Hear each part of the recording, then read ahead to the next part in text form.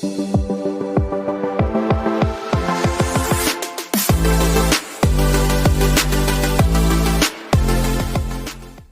बच्चों, तो आज हम लोग डिस्कस करने जा रहे हैं कुछ नए एमसीक्यूज आपकी ऑटोनॉमिक सिस्टम की फार्माकोलॉजी के। तो कॉपी पेन उठाइए और जो भी आपको नए पॉइंट मिले उनको नोट करते जाइए।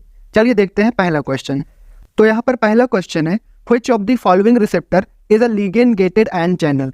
मीन्स इनमें से ऐसा कौन सा रिसेप्टर है जो कि लिगेंड गेटेड आयन चैनल होता है। यहाँ पर आपके ऑप्शन हैं M1, M2, M3 और NN। तो इस क्वेश्चन का आंसर आप वीडियो पॉज करके दे सकते हैं। तो चलिए देखते हैं करेक्ट आंसर। इस क्वेश्चन का करेक्ट आंसर होगा NN रिसेप्टर। तो देखिए, दो टाइप के कोलिनर्जिक रिसेप्टर होते हैं, एक होते हैं मस्कैरिनिक रिसेप्टर और दूसरे होते हैं निकोटिनिक रिसेप्टर। तो आपके जो मस्कैरिनिक रिसेप्टर होते हैं वो सारे G प्रोटीन कपल्ड रिसेप्टर होते हैं, वहीं पर आपके nicotinic receptor ligand gated ion channel होते हैं। आइए कुछ और बातें जानते हैं इन रिसेप्टर्स के अबाउट। सबसे पहले मस्कैरिनिक रिसेप्टर टोटल 5 होते हैं, बट उसमें से जो मोस्ट इंपॉर्टेंट होते हैं वो आपके 3 ही होते हैं। तो इनमें से जो आपके ऑड नंबर के रिसेप्टर होते हैं मींस M1, M3 और M5, ये तीनों GQ प्रोटीन कपल्ड होते हैं, जबकि जो इवन नंबर के रिसेप्टर होते हैं मींस M2 और M4, ये आपके GI कपल्ड रिसेप्टर होते हैं। और आप याद रखना, जितने भी GQ प्रोटीन रिसेप्टर होंगे वो हमेशा स्टिमुलेटरी एक्शन के होंगे, और जो आपके GI कपल्ड होंगे वो हमेशा इनहिबिटरी नेचर के होंगे, I फॉर इनहिबिटरी। अब आइए देखते हैं इनकी लोकेशंस। तो जो आपका M1 रिसेप्टर होता है वो आपके गैस्ट्रिक ग्लैंड में प्रेजेंट होता है, M2 रिसेप्टर आपके CBS मींस हार्ट में प्रेजेंट होता है, और M3 रिसेप्टर आपकी स्मूथ मसल्स में प्रेजेंट होता है। बच्चों याद रखना, M1 और M3 ये दोनों आपकी GIT में प्रेजेंट होते हैं, लेकिन जो M1 होता है वो गैस्ट्रिक ग्लैंड से सिक्रीशन करवाता है, मींस वो HCl के सिक्रीशन के लिए रिस्पॉन्सिबल होता है। वहीं पर जो M3 रिसेप्टर होते हैं वो पेरिस्टालसिस मूवमेंट के लिए रिस्पॉन्सिबल होते हैं। इसके अलावा M3 रिसेप्टर आपकी ब्रोंकाई में, प्यूपिल में, ब्लड वेसल्स में, ब्लैडर में और अदर स्मूथ मसल्स में भी प्रेजेंट होते हैं। वहीं अगर बात करें निकोटिनिक रिसेप्टर की, तो मैंने पहले ही बताया है, निकोटिनिक रिसेप्टर आपके लिगेंड गेटेड आयन चैनल होते हैं। ये भी दो टाइप के होते हैं, एक होता है NM रिसेप्टर और दूसरा होता है NN रिसेप्टर। इनकी लोकेशंस याद रखना बहुत ही सिंपल है। NM में M डिनोट कर रहा है मसल्स, तो ये रिसेप्टर आपके न्यूरोमस्कुलर जंक्शन में प्रेजेंट होते हैं, जबकि NN रिसेप्टर में N रिप्रेजेंट कर रहा है न्यूरॉन्स को, मीन्स ये आपके गैंग्लिया में प्रेजेंट होते हैं। बाकी आप इनके एगोनिस्ट और एंटागोनिस्ट को टेबल से देख सकते हैं। चलिए देखते हैं नेक्स्ट क्वेश्चन।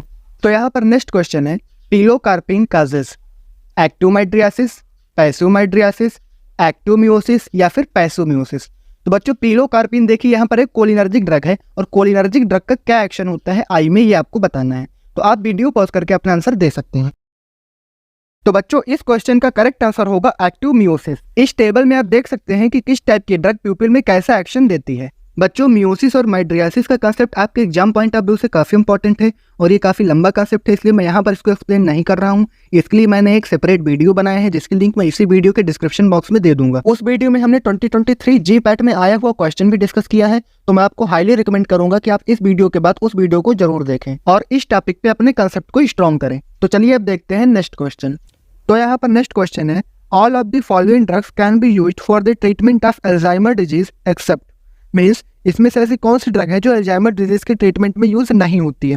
यहाँ पर आपके ऑप्शन है गैलेंटामाइन, डोनेपेजिल, रिवास्टिगमिन और नियोस्टिगमिन। तो वीडियो पॉज करिए और इस क्वेश्चन का आंसर दीजिए। तो चलिए देखते हैं करेक्ट आंसर। इस क्वेश्चन का करेक्ट आंसर होगा नियोस्टिगमिन। देखिए, ब्रेन का एक पार्ट होता है जिसको बोलते हैं हिपोकैम्पस रीजन, और अल्जाइमर डिजीज इसी रीजन को अफेक्ट करती है, जिससे आपका ब्रेन श्रिंक कर जाता है और आपके नर्व सेल की नेक्रोसिस होना स्टार्ट हो जाती है। तो अगर कोई भी ड्रग हम इसके ट्रीटमेंट के लिए देते हैं तो it is very important to BBB को क्रॉस करे और ब्रेन में पहुंचे, तभी वो अपना एक्शन दे पाएगी ब्रेन में।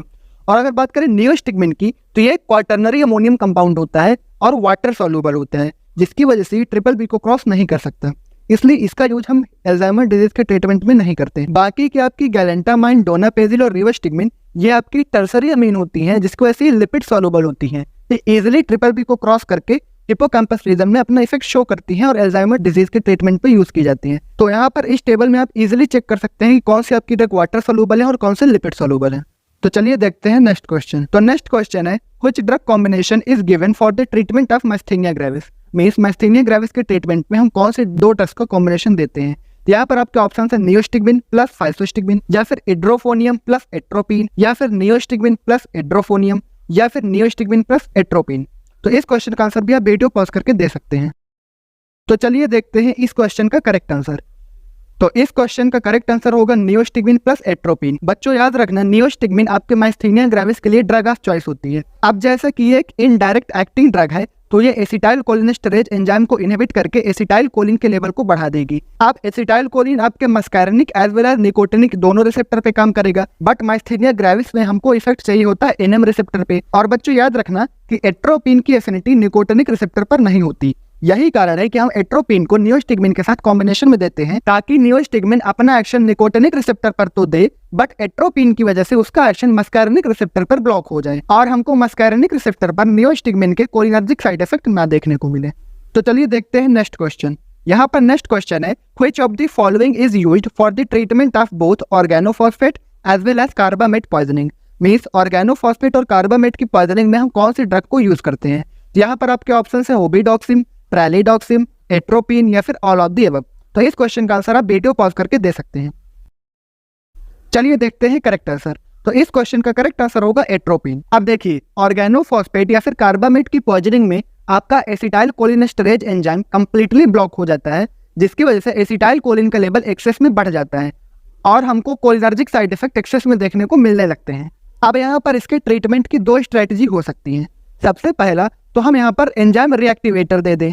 एंजाइम रिएक्टिवेटर आपके बेसिकली 3 टाइप के होते हैं, एक आपका प्रेलिडॉक्सिन, दूसरा ओबिडॉक्सिन और तीसरा डाइएसिटाइल मोनोक्साइम। तो इनका एक्शन जानने से पहले आप इतना जान लीजिए कि आपका एसिटाइल कोलिनेस्टेरेज एंजाइम जो होता है, इसमें 2 साइट्स होती हैं। एक होती है आपकी एनायनिक साइट और दूसरी होती है स्टेरेटिक साइट। तो जो आपके ऑर्गेनोफॉस्फेट होते हैं वो सिर्फ और सिर्फ स्टेरेटिक साइट पे बाइंड करते हैं। तो अगर ऑर्गेनोफॉस्फेट की पॉइजनिंग होती है तो हम इन्हीं एंजाइम रिएक्टिवेटर को देते हैं और ये एंजाइम रिएक्टिवेटर आपके एनायनिक साइट पे बाइंड करके एंजाइम के स्ट्रक्चर को चेंज कर देते हैं, जिसकी वजह से जो आपकी स्टेरेटिक साइट पर ऑलरेडी ऑर्गेनोफॉस्फेट की बाइंडिंग है वो बाइंडिंग ब्रेक हो जाती है और एंजाइम रिएक्टिवेशन हो जाता है। बट वहीं दूसरी तरफ अगर हम बात करें कार्बामेट पॉइजनिंग की, तो जो कार्बामेट होते हैं वो आपके स्टेरेटिक और एनायनिक इन दोनों साइट पे बाइंड करते हैं।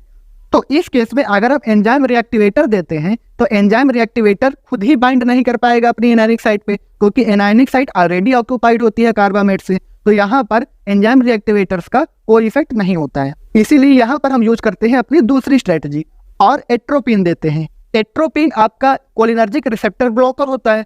तो अगर कोलिनर्जिक रिसेप्टर ही ब्लॉक हो जाएंगे तो अब चाहे एसिटाइल कोलिन का लेवल जितना बढ़े वो अपना एक्शन दे ही नहीं पाएगा और इस तरीके से हमको कोलिनर्जिक साइड इफेक्ट मिलने बंद हो जाएंगे। तो इसलिए अगर आपकी ऑर्गेनोफॉस्फेट पॉइजनिंग होती है तो यहाँ पर हम आपके एंजाइम रिएक्टिवेटर दे सकते हैं, बट कार्बामेट पॉइजनिंग में हम एट्रोपिन देते हैं। इसलिए आपका यहाँ पर करेक्ट आंसर होगा एट्रोपिन। तो चलिए बच्चों, इस वीडियो में इतना ही। इसके पहले हमने जनरल फार्माकोलॉजी और आपके ऑटोनॉमिक सिस्टम में कुछ एमसीक्यूज और भी अपलोड किए हैं, जो आप हमारे प्लेलिस्ट में या फिर इसी वीडियो के डिस्क्रिप्शन बॉक्स में जाकर के चेकआउट कर सकते हैं। तो चलिए मिलते हैं नेक्स्ट वीडियो में।